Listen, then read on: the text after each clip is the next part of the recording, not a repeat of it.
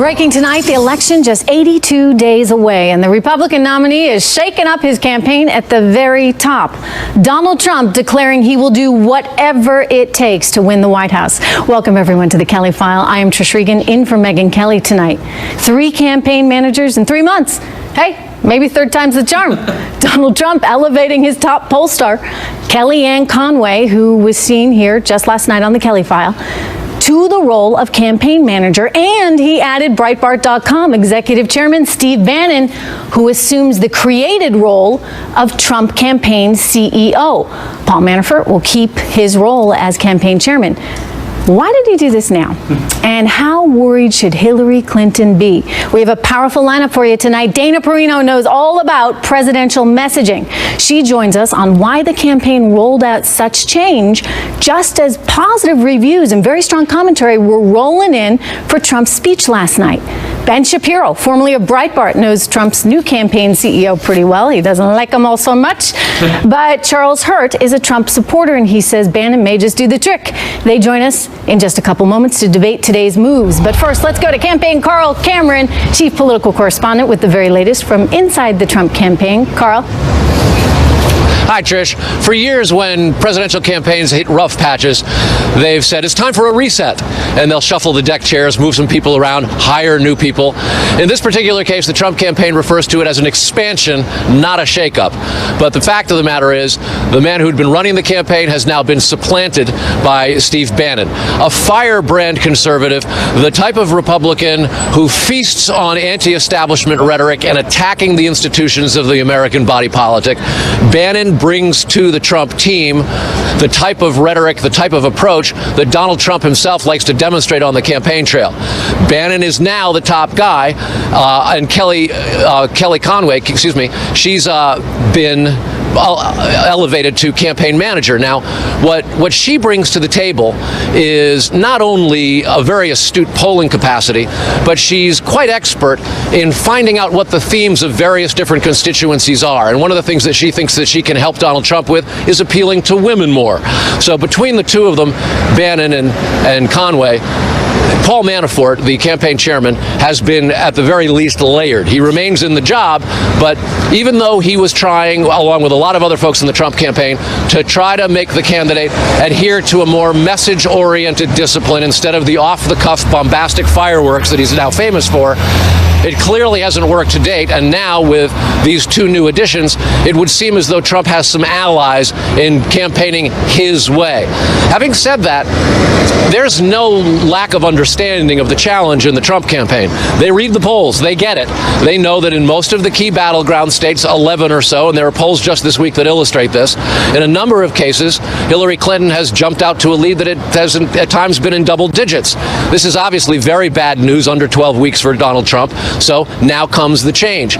He's also been campaigning in states, frankly, that are red states where normally at this point in the campaign a Republican nominee wouldn't be going, hoping that they're in the bank.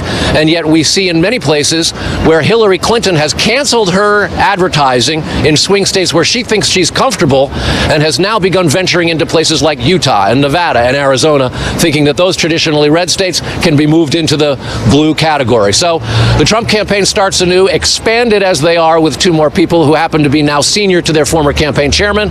And as far as the Trump campaign is concerned, their target is always Hillary Clinton, and it's not about the internal mechanisms and mechanics of how this works, Trish. All right, thank you so much, Carl. Well, the news of the shakeup, or shall we say expansion, at the top of his campaign came just hours after Mr. Trump delivered what was billed as a groundbreaking speech in which he made a direct appeal to African American voters. Watch him here. Law and order must be restored.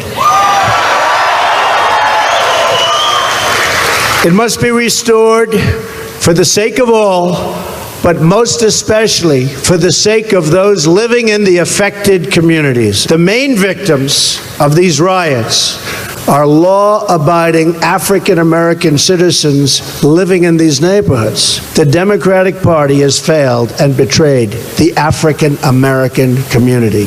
Democratic crime policies, education policies, and economic policies have produced only more crime more broken homes, and more poverty. I want to offer Americans a new and much better future. Dana Perino is co-host of The Five and served as White House press secretary under President George W. Bush. She joins us now. Dana, good to see you. Thank you. The speech was well received by a lot of different people. And he's had, you could say, a pretty good run since Monday. So all of this happening today, it seems to be in some ways taking away the opportunity he had to kind of ride those good headlines. Why do it right now? I don't know. Because I agree that the last night's speech, by some accounts, I think it was Rudy Giuliani called it the best speech by a Republican ever, which I think Abe Lincoln might take issue with. But it was, yes, so they were trying to give him really good reviews for this. The news about the campaign change had held in secret since last Sunday. So to me, I'm like, why wouldn't you then just hold it for Friday night? Because the media will always cover a process story over a substantive story every time. You're absolutely right, and it's one of my biggest criticisms of the media, this tendency, and here we are talking about it, but nonetheless, we're going to get to all the policy. We are going to get to the policy, but this is the latest headline. And so instead of talking about the ways to improve the socioeconomic communities throughout Black America right now, as he was just talking about there last night, here we are talking about the changes in his campaign. And it seems to detract from the important stuff he needs to get to, but nonetheless, maybe he just had to get it done right now? Well, maybe the news was going to break and they wanted to break it themselves, or maybe because of the news, additional news about Paul Manafort's possible connections in Russia and whether or not he didn't fully disclose payments back to the United States, if there was some impropriety. I mean, that could be a little bit at the heart of this, that Donald Trump wanted to get in front of that and say, I understand that there's a problem there and I'm going to fix it by bringing in Bannon. And then with Kellyanne Conway, an interesting elevation to campaign manager. It's a new role for her. What I think is good for Trump is that she used to work for Ted Cruz. So when she did opposition research, she knows exactly what Trump's weaknesses are, and so she can probably help strengthen them. I think that's a good thing. And I think part of that speech last night was not just to the African American community, because he's got a 9% approval rating with African Americans. He is not going to fix that dramatically in the next 82 days. But women, listening to him last night, if they were on the fence about him, maybe they would believe that the law and order message that he's giving and that change needs to happen in those communities would be helpful. And that might be where Kellyanne Conway can be really effective. And one would have to think that Kellyanne was already weighing in before that speech on Monday night, and of course the one last night. Anyway, it's fascinating to watch, and we want to get back to some of this policy stuff, but Dana Perino, thank you so much. The critics are out there. They're everywhere. They're on the left, they're on the right, and they're all taking issue tonight with Trump campaign's Breitbart connection. As we mentioned, Trump named Steve Bannon, the executive chairman of Breitbart News, as his new campaign CEO. Mr. Bannon is best known for his controversial right-leaning website and has been described as the most dangerous man in politics. I don't know about that, but that's what they say. Ben Shapiro is a former Breitbart editor-at-large and now the editor-in-chief of thedailywire.com, and Charles Hurt is a political columnist at The Washington Times. Welcome to you both. The most dangerous man in politics. Wow. I mean, given that politics is as dangerous as it is these days, maybe that's not so bad to have on your side, especially when you're going up against the likes of the Clintons. But Ben, you don't think Bannon's going to help him. I know that you know Mr. Bannon quite well. Why do you say that? Well, I'm not saying that Bannon won't help him. I think that Bannon could help him. He could help keep him on track a little bit. But I think that Steve Bannon has a record of telling Donald Trump to double down. Breitbart News has created this alternative reality where Donald Trump is always winning and his rally size matters more than his poll numbers.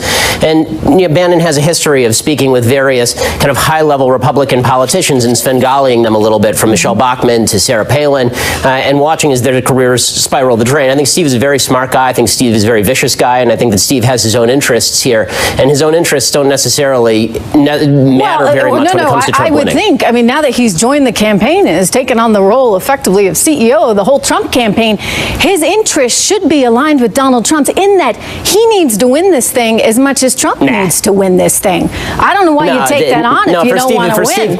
You want to go down as a loser? Why take that on? You could have stayed happily at Breitbart and just, enjoyed the paycheck.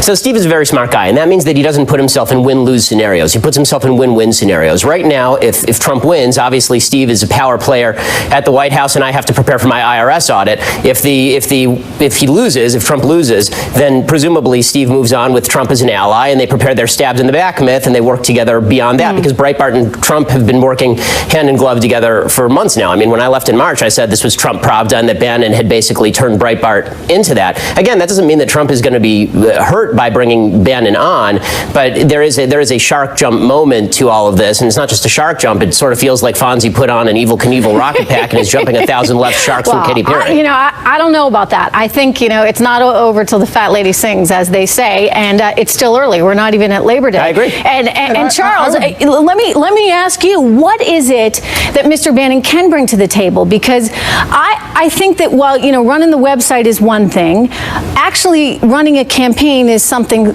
rather different. And let's face it, the Donald Trump that we have seen in the last couple of days has been a more modified version of himself. Sure.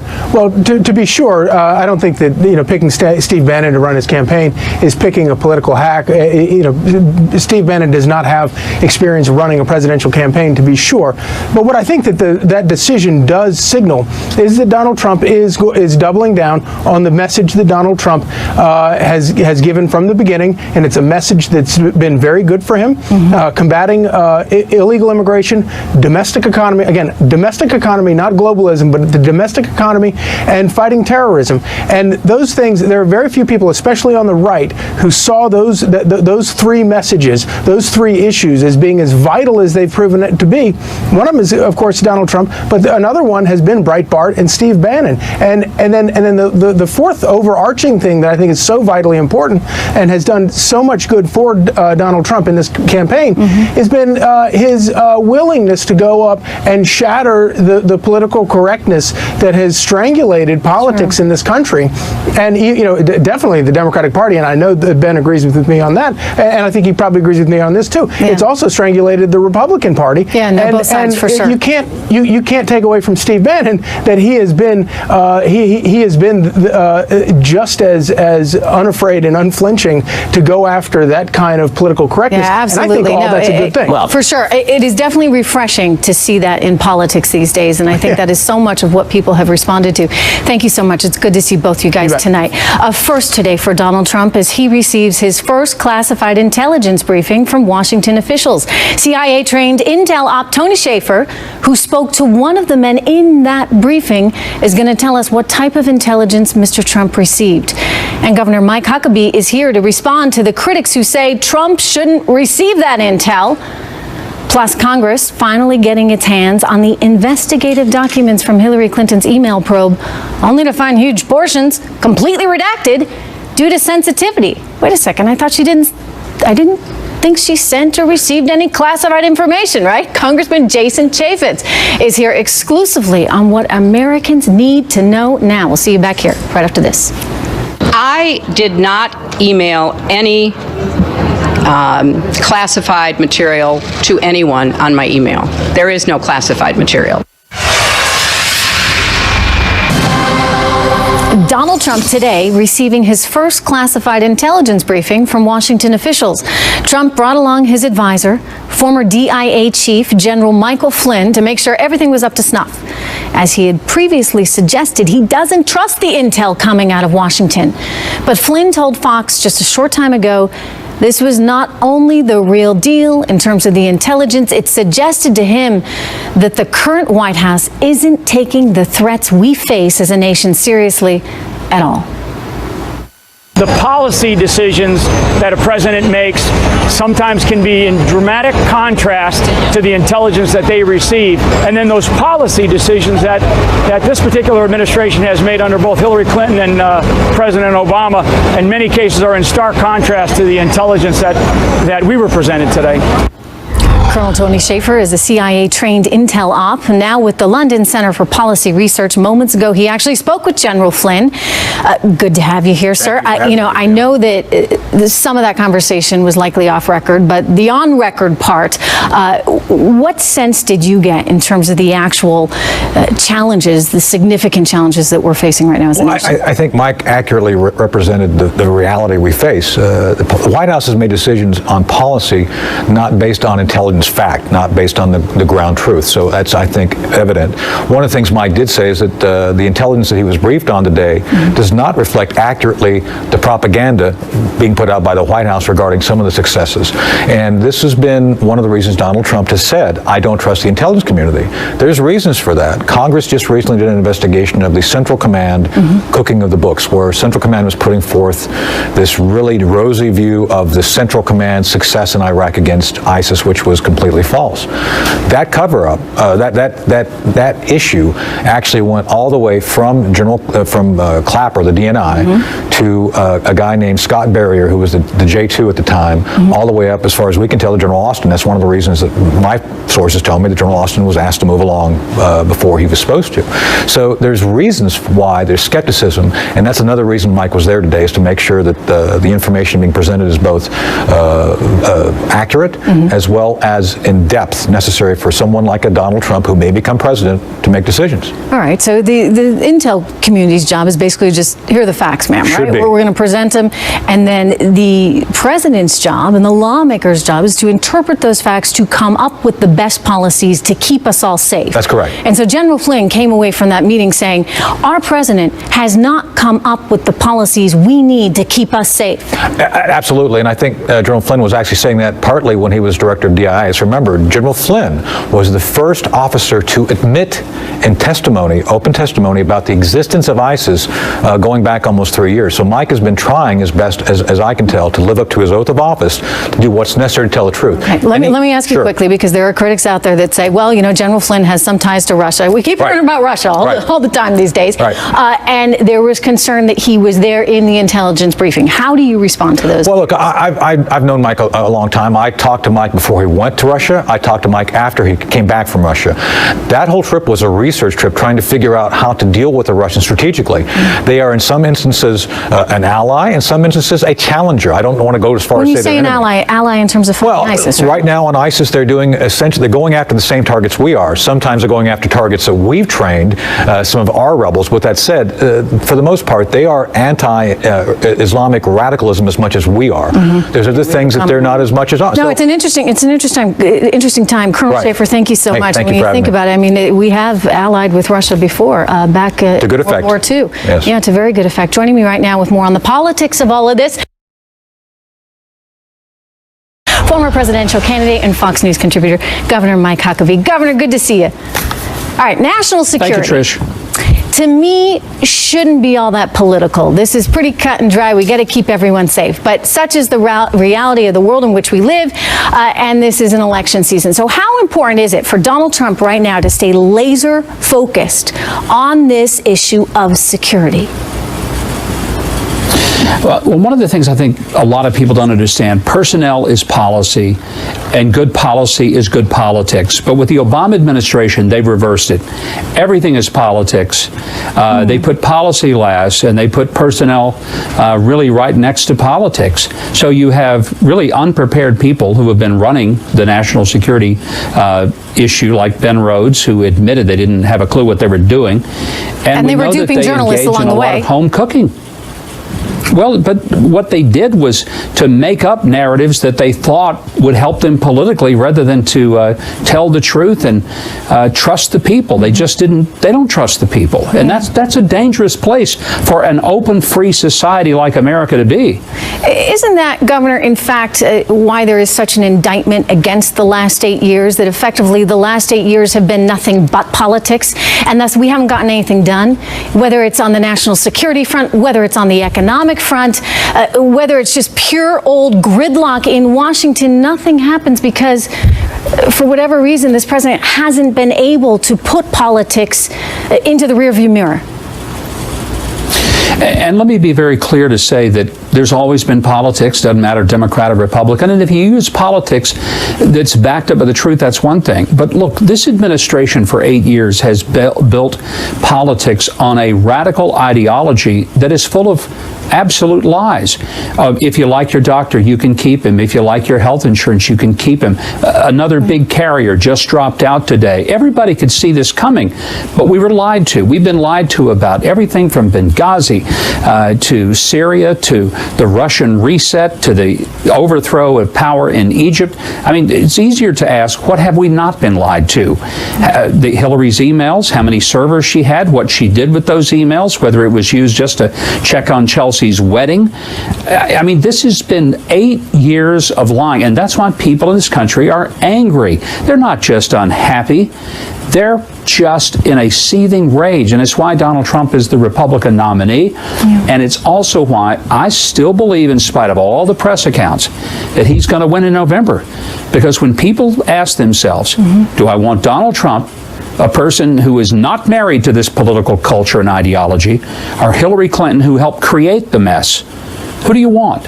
That's the choice. Yeah, it's change or status quo. Thank you so much, Governor. Good to have you here. Thanks. All right, the Democrats' vice presidential nominee calling out Donald Trump's proposal to vet immigrants entering the United States. We're going to speak to a constitutional attorney and to a Muslim American who supports the plan and says, yes, we need extreme vetting. Plus, Mark Thiessen and Austin Goolsbee react to new calls from the liberal media, that the Clinton Foundation stop accepting donations. Also, Hillary Clinton's email probe comes under review by House Republicans, but Oversight Committee Chairman Jason Chaffetz says he doesn't have adequate security clearance to view some of it. He joins us exclusively on that next. I never sent or received any classified material.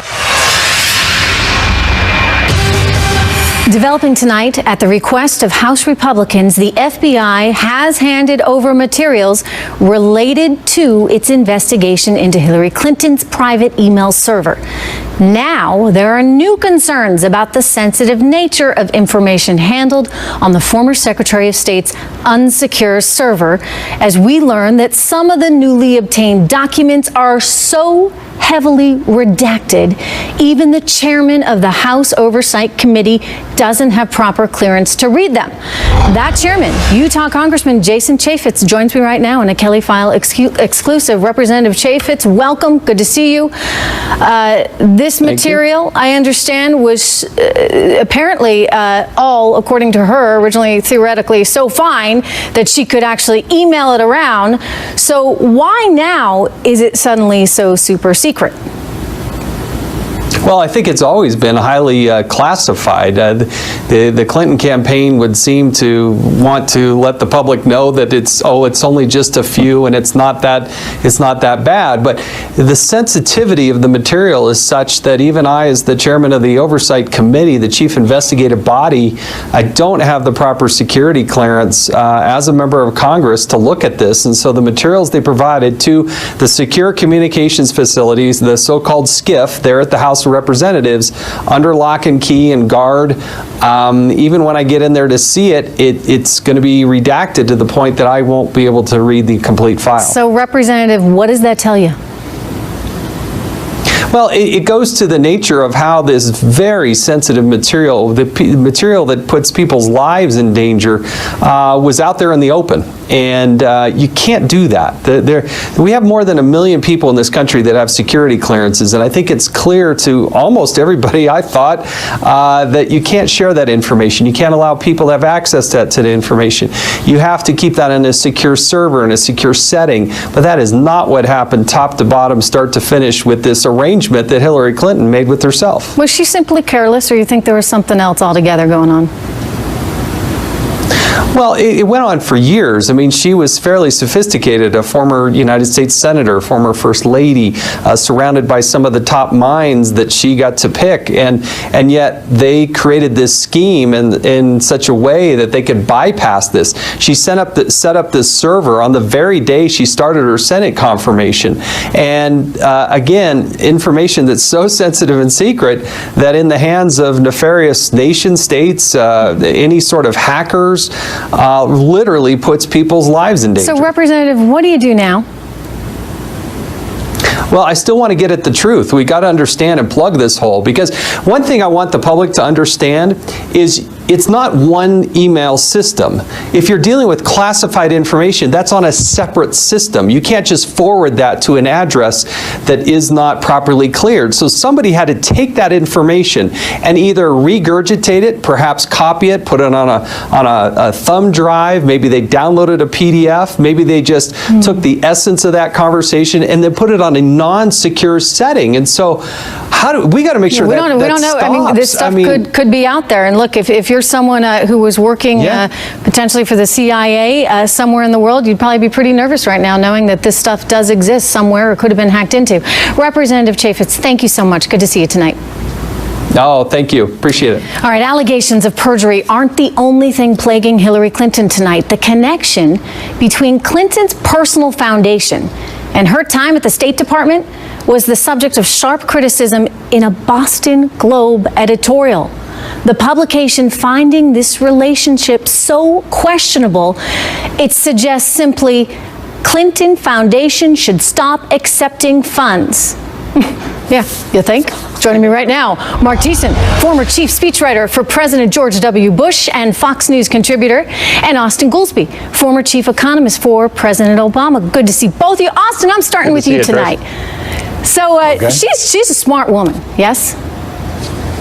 She is. And she's been around politics a whole long time, and I think she probably at some point figured she'd probably go on to bigger and better things, even during her time there as Secretary of State. Yes? Look, I don't know. It sounds like you're leading some questions. Okay. Why don't you just ask me what you want to ask? I don't understand why, given that she is as smart as she is and as ambitious as she is, why on earth she would subject herself to the scrutiny she's now going through with this pay-to-play scandal just for a few lousy bucks for the foundation. So there's one of two things going on, Austin. She's either really stupid, really dumb, doesn't recognize that this would be a challenge for her political career, or she knows that and chose to do it anyway, which would suggest she's very corrupt. Which is it? And have I stopped beating my wife? You forgot that the second part. You added the pay-to-play scandal. That is an accusation from a right-wing organization. That's not at all what happened. All right, the reason that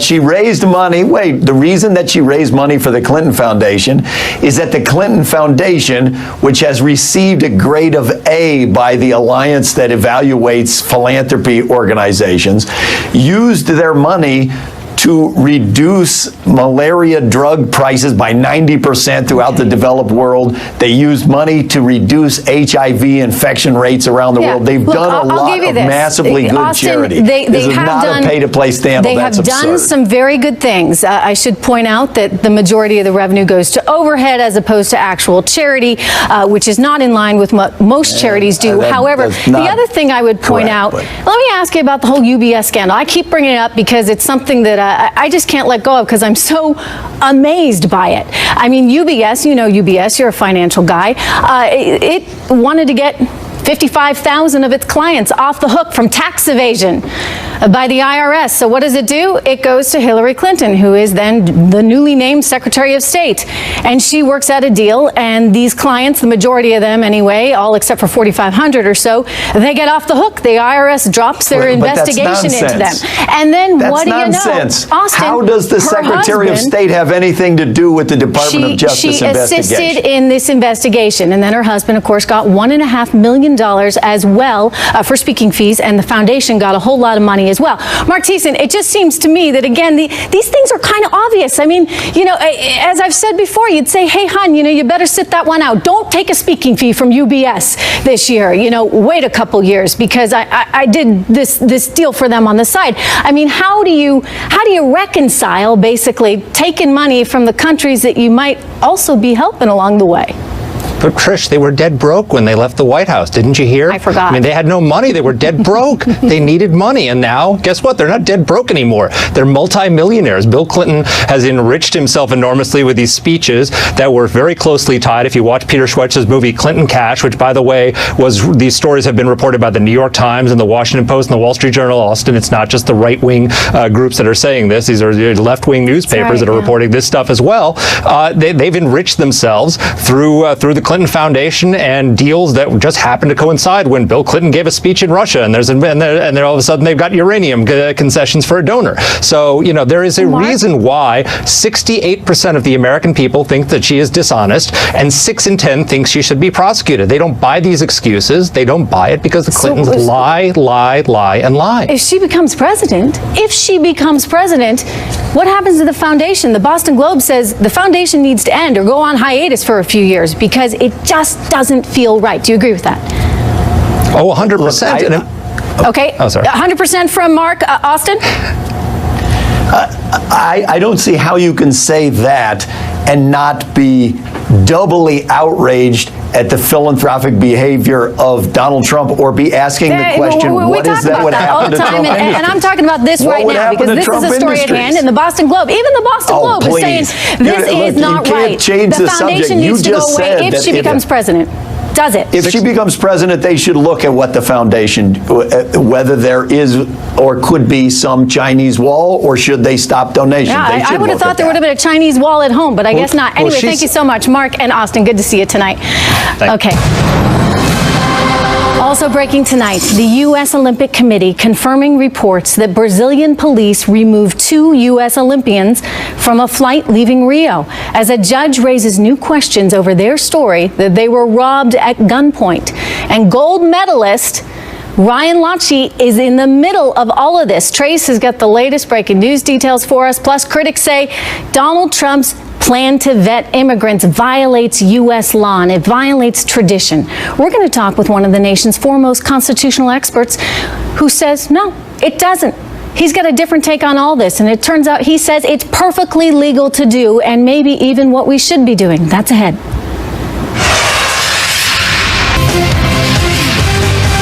Developing tonight, new reaction to Donald Trump's latest proposal to institute, quote, extreme vetting of immigrants trying to enter the United States. Some critics saying it violates American law. Others are saying it violates American values. Jonathan Turley is one of the nation's foremost constitutional law attorneys and a professor at George Washington University Law School. Welcome. Good to have you here tonight. Thank you. You know, lots of concerns right now about whether this threatens freedom of religion. Because if you're Muslim and believe in Sharia law, that would theoretically be a red flag under Trump's plan. But you say it's legal to look at these things. How? Well, it is constitutional, and it's not even unprecedented. I think we have to separate the policy question, and there's legitimate questions on both sides, from the legal part of that. And the legal analysis, I think, is pretty clear. A president's authority at the borders is really at its apex. It's at its greatest, highest level. And so President Trump would be able, I think, to implement this type of change, preferably with Congress. Congress is given a great deal of authority, for example, in defining naturalization conditions, and the president enforces those conditions. But there's no question that when you're talking about border entries, a president is given a lot of discretion. And also, people need to remember, we currently vet people coming into the country. So what he's suggesting is that he's going to take a closer look, that he'll be more demanding. Now, certainly questions can be raised as to whether we should do that, but I don't think there's much question that he could do that. And is it because, you know, he's doing this for national security reasons, and thus that adds a different component to it, or are you just going back to the fact that the president has a lot of power when it comes to securing borders? Well, he certainly suggests that he wants to add a series of questions. Right now, you have people, for example, who want to be citizens will have to pass a test expressing their knowledge, confirming their knowledge of U.S. rights and values. He clearly would like to see them also affirmatively state that they believe in those values, and the same with other people entering the country. That is probably within his authority. Congress could stop it, but it probably is there. He's also suggested that he may slow entries from countries where he doesn't feel there's sufficient ability to confirm the backgrounds of individuals. Once again, he probably has that authority. He enforces these rules. And the rules as they stand now gives the executive the obligation to make sure that people are not dangerous to the United States. There are very general terms in those rules. Very interesting. Professor, so good to have you here tonight. Thank you so much. Trish. All right, here to react, Dr. Zuhdi Jasser. He's the founder and president of American Islamic Forum for Democracy, and Arash Aramish, who is a national security analyst and attorney. Good to see both of you guys. Dr. Jasser, beginning with you. I know you're an advocate for reform in the Muslim religion, and you say we need extreme vetting. Why are you so convinced of that? Well, this is the only way to fight this war. We're at war, Trish, and we can't be undergoing this sort of national suicide or fratricide where we allow anyone to come in.